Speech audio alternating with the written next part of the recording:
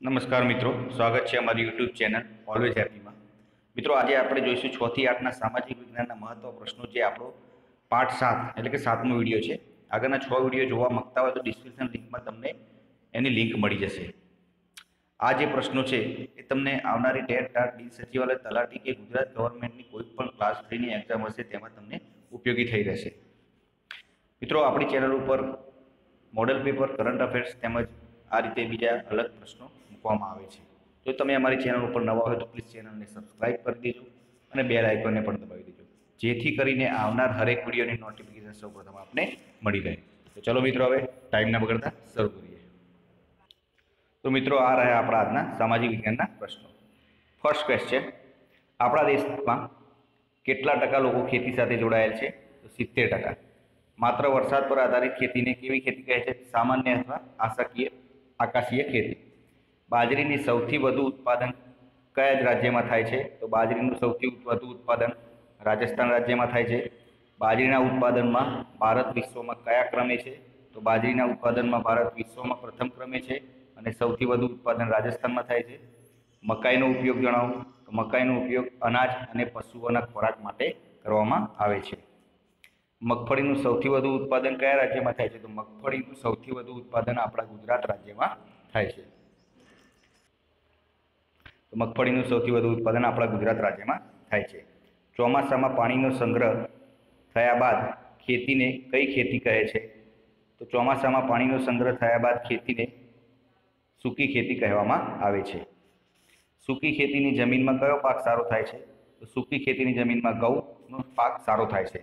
ભારતમાં સિંચાઈની ખેતી કેટલા ટકા જમીનમાં થાય છે? 30% જમીનમાં થાય છે. દુનિયામાં સૌથી વધુ શેરડીનું ઉત્પાદન કયા દેશમાં થાય છે? તો આખી દુનિયામાં સૌથી વધુ શેરડીનું ઉત્પાદન ભારત દેશમાં થાય છે. કપાસના પાકને તૈયાર થતાં કેટલો સમય લાગે છે? તો કપાસના પાકને તૈયાર થતાં 6 થી 8 મહિના લાગે છે. શણના પાકને તૈયાર થતાં કેટલો સમય લાગે છે? તો શણના પાકને તૈયાર થતાં 8 થી 10 મહિના લાગે છે.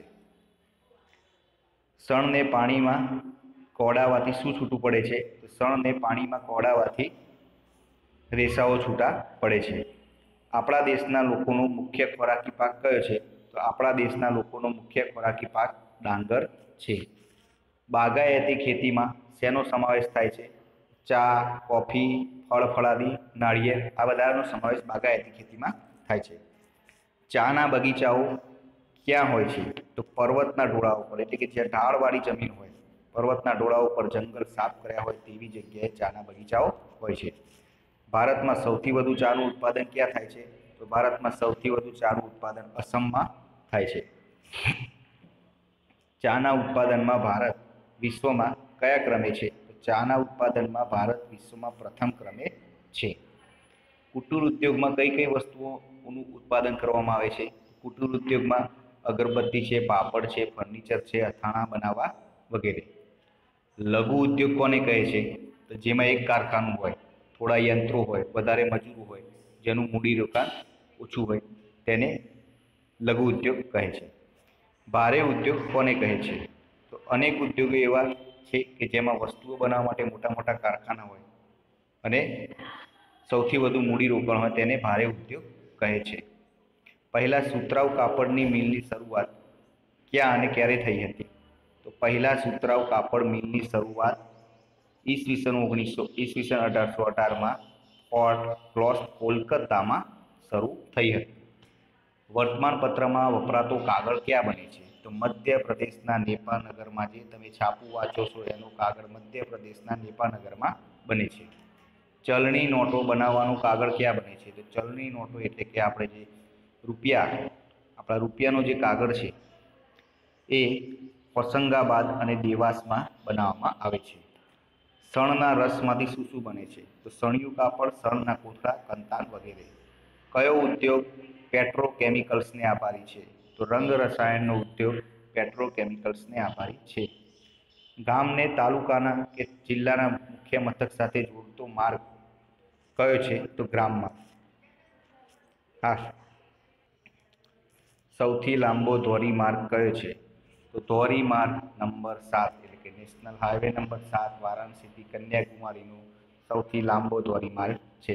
સૌથી ટૂંકો ધોરીમાર્ગ કયો છે? તો ધોરીમાર્ગ નંબર 35 એ સૌથી ટૂંકો ધોરીમાર્ગ છે. 7 નંબરનો સૌથી લાંબો, 35 નંબરનો સૌથી ટૂંકો.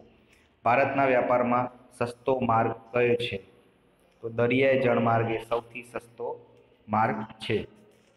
આંતરિક હવાઈ મુસાફરી માટે કઈ વિમાની સેવા આપે છે? તો આંતરિક હવાઈ મુસાફરી માટે ઇન્ડિયન એરલાઇન્સ વિમાની સેવા આપે છે. પરદેશની હવાઈ મુસાફરી માટે કઈ વિમાની સેવા આપે છે? તો એર ઇન્ડિયા પરદેશની હવાઈ મુસાફરી માટે સેવા આપે છે. હવે નેક્સ્ટ મિત્રો, પાઠ નંબર 6 ધોરણ 7નો મુઘલ સામ્રાજ્ય સુવર્ણ યુગ અને અસ્ત, એના પ્રશ્નો જોઈ લઈએ. મુઘલ શાસકોમાં સૌથી શક્તિશાળી શાસક કોણ હતો? તો અકબર એ સૌથી શક્તિશાળી શાસક હતો. અકબર પછી દિલ્હીની ગાદી પર કોણ આવ્યું? તો અકબર પછી દિલ્હીની ગાદી પર જહાંગીર આવ્યો. જહાંગીરનો અર્થ શું થાય? દુનિયાનો જીતનાર. જહાંગીરનો અર્થ થાય દુનિયાનો જીતનાર. જહાંગીરના સમયમાં ઇંગ્લેન્ડના પ્રતિનિધિ તરીકે કોણ ભારત આવ્યું હતું? તો જહાંગીરના સમયમાં ઇંગ્લેન્ડના પ્રતિનિધિ તરીકે હોકિન્સ અને ટોમસ રો ભારત આવ્યા હતા. જહાંગીરની પત્નીનું નામ જણાવો. તો જહાંગીરની પત્નીનું નામ નૂરજહાં હતું. કયો રાજા રાજ્યની આબાદી ખેતી છે એવું માનતો? તો શાહજહાં. ઔરંગઝેબને કઈ બાબતમાં અણગમો હતો? કલા, સંગીત અને ચિત્ર બાબતે ઔરંગઝેબને અણગમો હતો. ઔરંગઝેબને સતત 25 વર્ષ સુધી કોની સાથે સંઘર્ષ કરવો પડ્યો હતો? વીર દુર્ગાદાસ સાથે સંઘર્ષ કરવો પડ્યો હતો. દર વર્ષે બાદશાહ 1000 કિંમતી પોશાક પહેરતા એવું કોણ લખે છે? અબુલ ફઝલ. જહાંગીરના સમયમાં કયો ઉત્સવ ઠાઠમાઠથી ઉજવવામાં આવતો?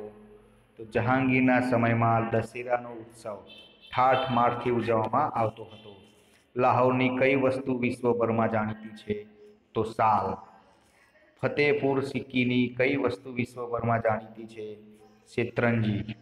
ઢાકાની કઈ વસ્તુ વિશ્વભરમાં જાણીતી છે? મલમલ.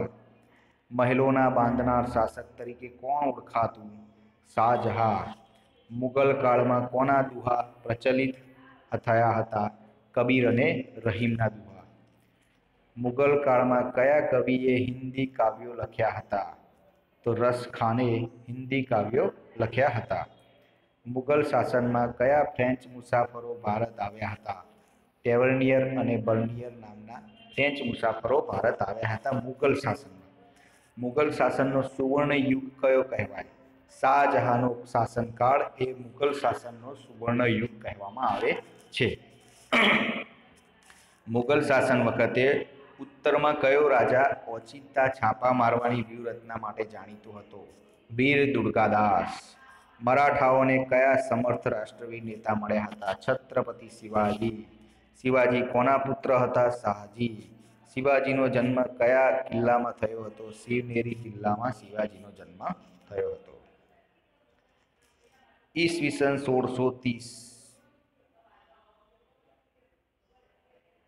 શિવાજીનો જન્મ ક્યારે થયો હતો? તો શિવાજીનો જન્મ ઈસવીસન 1630માં થયો હતો. શિવાજીના માતાનું નામ જણાવો. તો શિવાજીના માતાનું નામ જીજાબાઈ હતું. શિવાજીના ગુરુનું નામ શું હતું? તો ગુરુ દાદાજી કોંડદેવ એ શિવાજીના ગુરુ હતા. શિવાજીના મિત્રનું નામ જણાવો. તો શિવાજીના મિત્ર તાનાજી હતા. શિવાજીએ કયા કિલ્લાઓ જીત્યા હતા? તો શિવાજીએ તોરણા, ચાકણ, સિંહગઢ, પુરંદર કિલ્લાઓ જીત્યા હતા. શિવાજીનો રાજ્યાભિષેક ક્યાં થયો હતો? શિવાજીનો રાજ્યાભિષેક રાયગઢમાં થયો હતો. અને શિવાજીનો રાજ્યાભિષેક ક્યારે થયો હતો? તો ઈસવીસન 1674માં શિવાજીનો રાજ્યાભિષેક કરવામાં આવ્યો હતો. હવે પાઠ નંબર 7 બજારમાં ગ્રાહક, એના પ્રશ્નો જોઈએ. ગ્રાહક કોને કહેવાય? પૈસા આપી વસ્તુ ખરીદનારને ગ્રાહક કહે છે. ખેત પેદાશોથી તૈયાર થતી વસ્તુ ઉપર શેનું નિશાન હોય છે? તો એગમાર્કનું નિશાન હોય છે. ઘર વપરાશમાં ઉપયોગી વસ્તુ ઉપર શેનું નિશાન હોય છે? ISIનો નિશાન હોય છે. એટલે કે ખેત પેદાશોથી તૈયાર થતી વસ્તુ ઉપર એગમાર્ક, ઘર વપરાશમાં ઉપયોગી વસ્તુ ઉપર ISIનું નિશાન હોય છે. ઊનની બનાવટો અને પોશાક પર શેનું નિશાન હોય છે? તો વૂલમાર્કનું નિશાન હોય છે. સોના ચાંદીની બનાવટો પર શેની નિશાની હોય છે? હોલમાર્કનું નિશાન હોય છે. શાકાહારી ખાદ્ય સામગ્રી પર કયા રંગનું ચિહ્ન હોય છે? તો જે વસ્તુ શાકાહારી હોય તેના ઉપર લીલા રંગનું ચિહ્ન હોય છે. માંસાહારી ખાદ્ય સામગ્રી પર કયા રંગનું ચિહ્ન હોય છે? તો જે વસ્તુ માંસાહારી હોય ખાદ્ય સામગ્રી તેના પર લાલ રંગનું ચિહ્ન હોય છે. ટેક્સ કોને કહે છે? બિલ લેવાથી અમુક રકમ સરકારમાં જાય છે તેને ટેક્સ કહે છે. આરટીઆઈ એ શું છે? માહિતી મેળવવાનો અધિકાર એટલે આરટીઆઈ. આરટીઆઈના કાયદાનો અમલ ક્યારથી થયો? તો ઓક્ટોબર 2005થી આરટીઆઈના કાયદાનો અમલ થયો. તો મિત્રો, આ હતા આપણા આજના પ્રશ્નો. વિડીયો પસંદ આવ્યો હોય તો પ્લીઝ વિડીયોને લાઈક કરજો, પોતાના મિત્રો જોડે શેર કરજો અને ચેનલને સબસ્ક્રાઈબ કરી દેજો, જેથી કરીને આપની તૈયારીમાં વધારો થઈ શકે. અને બેલ આઇકોનને પણ દબાવજો, જેથી કરીને આવનાર હરેક વિડીયોની નોટિફિકેશન સૌપ્રથમ આપણે મળી રહે. તો ચલો મિત્રો, કાલે નવા વિડીયો સાથે મળીશું. જય હિન્દ, જય ભારત.